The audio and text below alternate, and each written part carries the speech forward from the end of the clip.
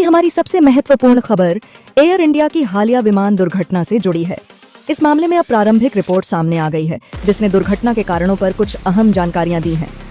हमें मिली जानकारी के अनुसार अहमदाबाद से उड़ान भरने के कुछ ही देर बाद एयर इंडिया के बोइंग 7A78 विमान के दोनों इंजन अप्रत्याशित रूप से बंद हो गए थे। यह एक बेहद गंभीर स्थिति थी जिसने इस दुर्घटना को जन्म दिया।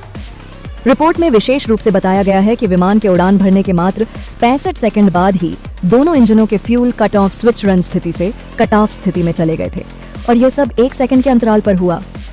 यह बेहद चिंताजनक है कि इतने कम समय में इतनी महत्वपूर्ण प्रणालियां प्रभावित हुईं। अब सवाल यह उठता है कि ऐसा क्यों हुआ? क्या यह मानवीय त्रुटि थी या कोई तकनीकी खराबी या फिर दोनों का मेल? प्रारंभिक रिपोर्ट इन सवालों के जवाब पूरी तरह से नहीं देती, लेकिन यह निश्चित रूप से जांच को एक नई दिशा देती है। जांचकर्ता अब इस बात पर गहराई से ध्यान केंद्रित करेंगे कि इन महत्वपूर्ण स्विचों ने उड़ान के शुरुआती क्षणों में काम करना क्यों बंद कर दिया। यह रिपोर्ट निश्चित रूप से विमानन सुरक्षा के लिए गंभीर चिंताएं पैदा करती है। हम इस दुर्घटना की आगे की जांच और उसके परिणामों पर लगातार नजर बनाए रखेंगे। इस खबर पर और अपडेट्स के लिए हमारे साथ बने रहें।